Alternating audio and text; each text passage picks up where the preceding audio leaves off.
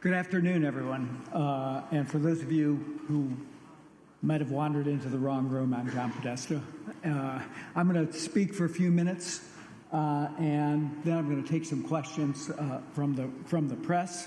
But I want to start by recognizing our wonderful ambassador to Azerbaijan, Mark Libby, who's sitting up here in the front row. We have a big team. Jane Nishita's here from EPA. We have my colleagues from SPEC. And I want to also acknowledge the hard work and the professionalism of the Azerbaijan COP team led by Minister Babayev as COP29 comes to order. So I want to address tonight a topic that is on everyone's mind, the U.S. election.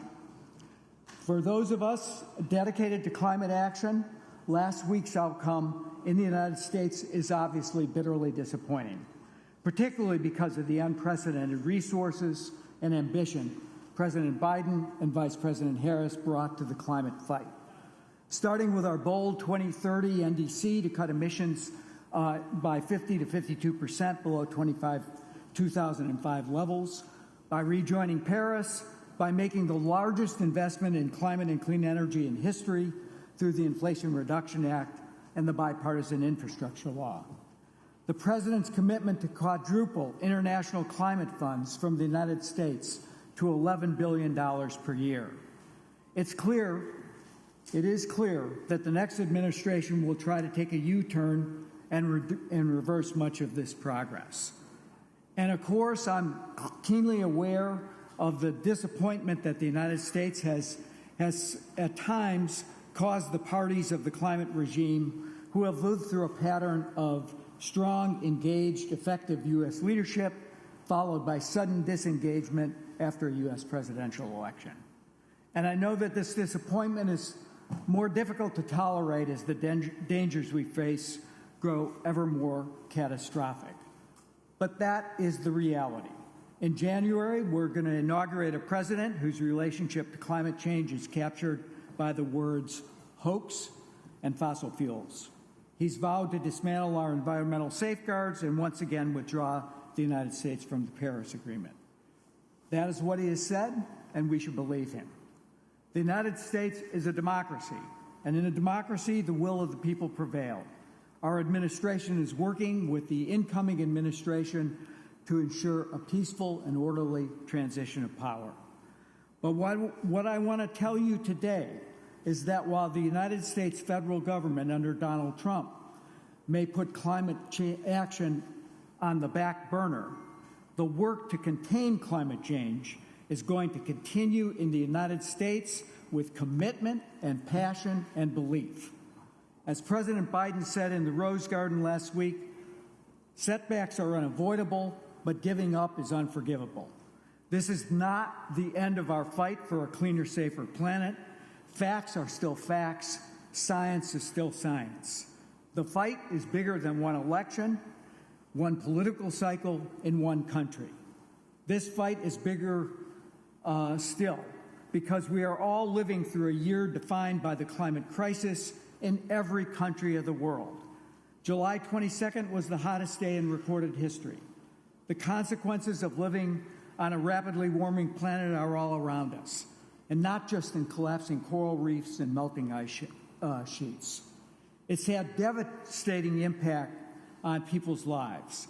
This fall, Hurricane Helene and Milton slammed into the southeastern United States, killing hundreds and cutting off power and water in communities for weeks. The worst drought in decades in southern Africa is putting 20 million children at risk of malnutrition and even starvation. Wildfires and drought are ravaging the Amazon and the Pantanal, destroying indigenous communities and burning up an area the size of Switzerland. Catastrophic floods in Spain just 2 weeks ago poured a year's worth of rain in a single day. In Asia, in September, supercharged Typhoon Yagi killed hundreds and caused $16 billion in damages from the Philippines to Myanmar. None of this is a hoax. It is real. It's a matter of life and death. Fortunately, many in our country and around the world are working to prepare the world for this new reality and to mitigate the most catastrophic effects of climate change. From day one, President Biden and Vice President Harris built a climate team to work with partners around the world to build strong, sustainable, equitable economies. We sought to open up finance for developing economies to accelerate their own clean energy transitions.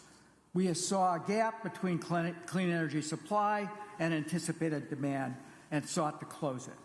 And our global partners know that addressing the climate crisis also bolsters their own national security and global security while creating jobs, new industries, and new opportunities.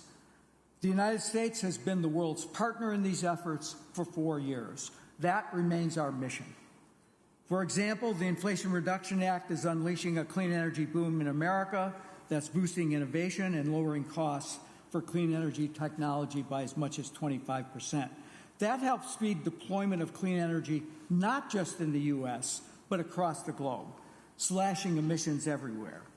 As a result, the Rhodium Group found that for every ton of carbon pollution in America, reduced in America because of the IRA, it will drive reductions of up to 2.9 tons outside the United States.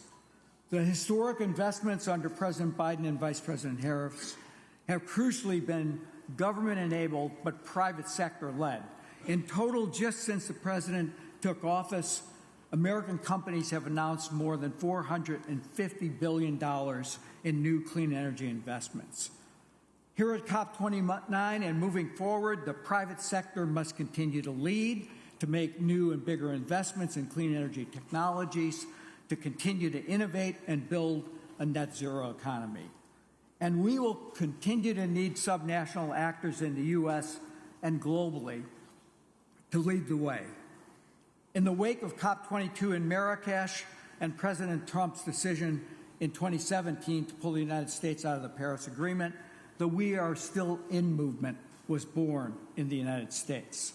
It has now grown into the most expansive coalition ever assembled in support of U.S. climate action, with more than 5,000 states, businesses, local governments, tribal nations, universities, and more. And this year's COP, we expect to see representation from many of these leaders, as well as several states and cities, and a bipartisan group from the U.S. Congress. Because support for clean energy has become bipartisan in the United States. You might not know that by reading the newspapers, but it has. 57% of new clean energy jobs created since the Inflation Reduction Act passed are located in congressional districts represented by Republicans. Those jobs come from over 350 new clean energy projects, totaling $286 billion in investments. Many Republicans, especially governors, know all this activity is a good thing for their districts, states, and for their economies. Governor Henry McMaster of South Carolina, Governor Kevin Stitt in Oklahoma, for example, have welcomed clean energy investments for many years, from the EV supply chain to the solar supply chain. And earlier this year, 18 House Republicans wrote a letter to Speaker Mike Johnson urging him not to repeal the IRA's clean energy tax credits. The letter says a full repeal would create a worst-case scenario where we would have spent billions of taxpayer dollars and received next to nothing in return. It's precisely because the IRA has staying power that I'm confident that the United States will continue to reduce emissions, benefiting our own country and benefiting the world. The economics of clean energy transition have simply taken over. New power generation is going to be clean. The desire to build out next-generation nuclear is still there. Farmers and ranchers are reducing emissions and raising their incomes through more efficient and biologic fertilizers, biodigesters, and feed additives. The hyperscalers are still committed to powering the future with clean energy, including safe, reliable nuclear energy. The auto companies are still investing in electrification and hybridization. All those trends are not going to be reversed. Are we facing new headwinds? Absolutely. But will we revert back to the energy system of the 1950s? No way. and we have only one administration at a time. Until late January, President Biden and Vice President Harris will still be in the White House. So we're here at COP29 to continue to work together with our global partners and other parties. The COP is a critical opportunity to cement our progress and keep 1.5 degrees alive, to accelerate progress on reducing all greenhouse gases, and perhaps most notably, to strengthen global cooperation on adaptation and climate finance. We are here to work, and we are committed to a successful outcome at COP29. We can and will make real progress on the backs of our climate-committed states and cities, our innovators, our companies, and our citizens, especially young people who understand more than most that climate change poses an existential threat that we cannot afford to ignore. Failure or apathy is simply not an option. Today is a day across much of the world that we remember those who were willing to pay the ultimate price to build a more peaceful world. In the United States, it's Veterans Day, a day to honor all those who answered our country's highest call to service, to whom we owe not just our eternal gratitude, but truly our freedom. We owe it to them and to all people who care about the future of this planet to make the most of these next 2 weeks and to make sure we have a successful outcome. With that, I'm going to take some questions from the press. And I've got an order to start with. I'm going to start with Sarah Schoenhardt from ED News.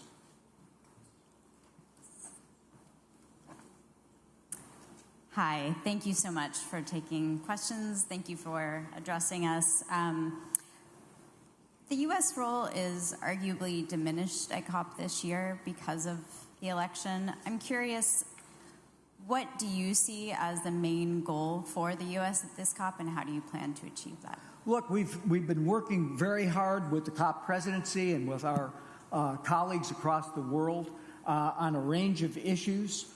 Tomorrow, we're, for example, co-hosting with China and Azerbaijan a summit on methane and other non-CO2 gases to reduce what is sometimes not as much attention paid to, but fully causes half of of global warming. So we will continue to encourage people to work diligently to come up with a new funding formula through the new cumulative quantified goal. I was here at the pre-COP just a couple of weeks ago. We're continuing those discussions. It needs to be realistic, but we think we can get that done here. We're making progress on finally finishing Article 6. And we're working, I think, on important outcomes that build on the success in the Dubai Consensus, particularly in the area of energy deployment, tripling renewables. That's going to take more effort, including building out battery storage, building out grids, and the outcome document of this COP hopefully will point the world in the right direction on that. So there's still plenty of work to do. Our team is here to make sure that work gets done. Justin Rowlett from BBC. Oh, yeah, of course, the mic. Thank you, Mr. Podesta. Mr. Podesta, is there an opening for China to take leadership on the climate issue?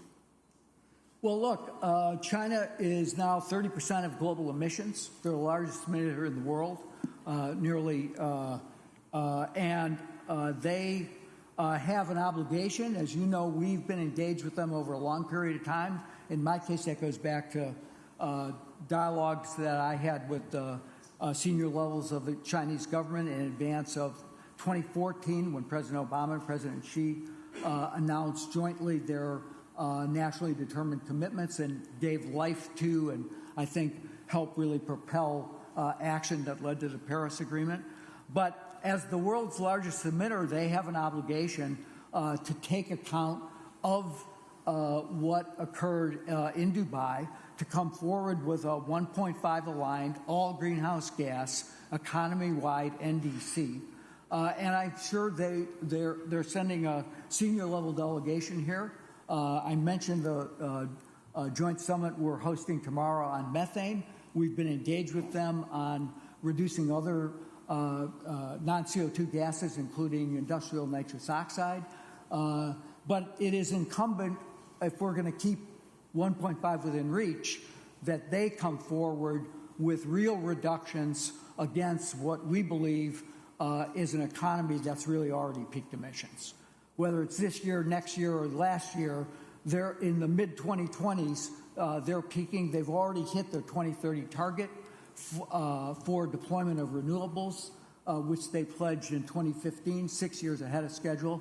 So I think they can be more ambitious, and I think it will send a powerful signal to the world if when they issued their NDC in next year, it is, as I said, 1.5 aligned and shows real reductions from their peak. So they have an important role to play, and I hope that they play it.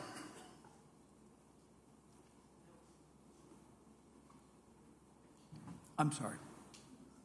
Jake Biddle from Grist. Thank you, Mr. Podesta. On the new collective quantified goal, there are proposals from Canada and Switzerland to enlarge the donor base by including countries with a certain level of GNI or per capita emissions.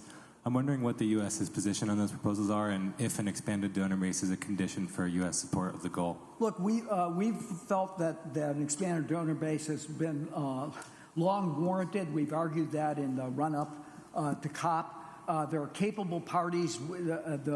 This is not 1992 in terms of the economic structure of the world. We also already see a number of parties who are providing climate finance, including China, and we think it's time to take account of those contributions through their contributions to multilateral development banks and other forms of cooperation, so that both the quantum is serious and people are accountable to make sure, particularly the large emitters, to make sure that developing countries can have the financing they need for both adaptation and mitigation.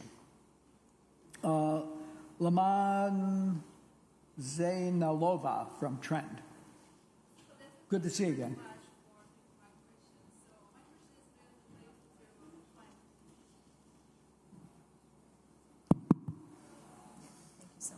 My question is related to climate financing issue. So climate financing has been a real challenge to achieve.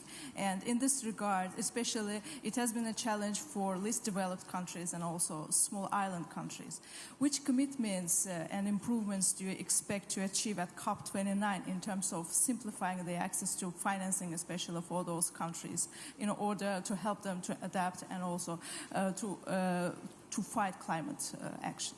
I think that's an extremely important question, and I think one that the United States has been clearly focused on to make sure that the least developed economies, the small island states, other fragile states have access to climate finance.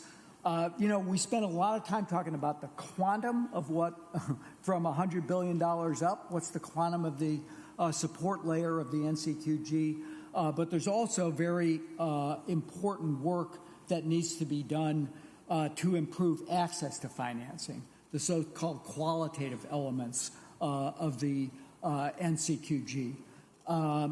And I think that we've been engaged with international financial institutions, including the climate funds, to make sure that they simplify their processes, that they give the assistance that's necessary to make sure that those countries and those economies can access those funds.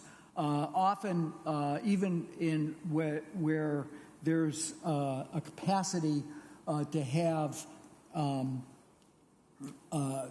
support for the process, the process itself is so encumbered that particularly smaller countries can't access it. So it's something that we think is a critical element of the negotiations, and hopefully in that, as we move to try to frame the final version of the new NCQG, equal attention will be paid on the qualitative elements so that access is for once and for all available across the globe.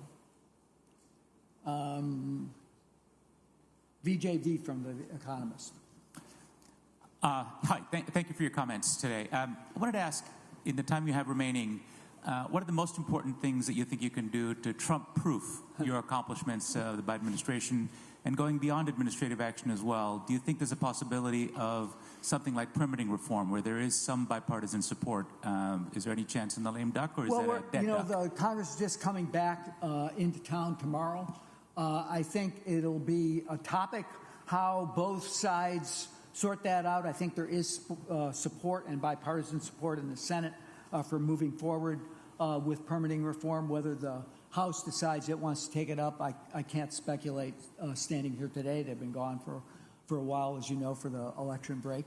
But I think there are a number of issues. We're fully committed to trying to award and obligate the funds that were available through the Inflation Reduction Act. We have already awarded $98 billion. That's about 88% of the money that's available in the fiscal years available to us. We're committed to moving forward and getting more of that done. We're also one of the, I wear both hats because I still sit and help drive the domestic implementation of the IRA. We have some important tax guidance that needs to be put out, particularly on the carbon, on the technology neutral production and investment tax credits for clean energy production, for clean hydrogen, and a couple of other tax credits. So we're finalizing those rules. And in the meantime, we're also trying to work, as I said, with our state and local partners. As I was walking in to the room, I saw Wade Crowfoot from the state of California, who's here representing the governor. We're working with them to make sure that we're listening to their needs about what they're trying to get done. So we still have plenty of work to do, and we have, I used to know the exact number, but it's around 72 days, I think, to get it done. So my team back in Washington is hard at work ensuring that we solidify the investments that, as I noted, are powering jobs and investment all across the country, north, south, east, west. And we think that is likely to be one of the best protections for the economic incentives that were included in the Inflation Reduction Act. But as I said, I think if you look at this from the private sector's perspective, what are they investing in? Where are they going? Power, transportation, even on the industrial side, where as a result of grants that we've been able to make under the bipartisan infrastructure law, there's a serious level of innovation going on to make green steel, to make great green cement. I don't think that's any of that is reversible. Can it be slowed down? Maybe, but the direction is clear. Companies are moving in that direction, and I think they have a lot of support from states, from cities, from other subnational actors to keep going. John, we have time for just one more question. It's from Okay, Valerie. Hi. Thanks. Sure. It's okay. Thanks so much. I just wanted to ask, tomorrow there's a focus on methane. The U.S. has been a leader on global methane action, but without the U.S. at the helm and with companies kind of stepping back with some of their decarbonization goals, where's the accountability going to be? I know there's going to be satellite data coming in, but then where is the accountability for those emissions? Look, I think when we convene tomorrow, you'll see a number of new commitments are coming forward from countries to reduce particularly methane from the oil and gas sector. We've put in place strong rules to do that, and we will fight to make sure that those rules stay in place to reduce, particularly to reduce methane from the oil and gas sector in the U.S. I think that we're also seeing a lot of interest in trying to work with the United States and with others to reduce waste methane from both landfills and from wastewater. And so I think that is a place where we can move forward together. And as I noted, I think I was in Beijing in early September, and Liu Jiamin, the special envoy for China, was in Washington in the spring. I think our dialogue and technical discussions on reducing all non-CO2 gases has been particularly productive, so that we understand each other's strategies and where really emissions can be reduced at a very low cost per ton of CO2 equivalent. So I feel good about that. I think you'll see, as I said, tomorrow, the World Bank stood up as a result of catalysts from the United States, a fund to help countries particularly decarbonize in their fuel production sectors. So that work is going on across the globe, and I expect that in the United States it'll continue. Most of the companies, most of the large majors have pledged to reduce their emissions. The public will have to hold them to account. We're just in the throes of finalization of our rules on the setting up the system to charge fees to oil and gas producers for excessive methane production. That was a feature of the Inflation Reduction Act. So that's a place where I think we continue to make progress, and we have strong global partnership from Central Asia. I think you'll hear some words from Azerbaijan on this coming tomorrow. So I won't preview that, but except to dangle it. Thanks, Valerie.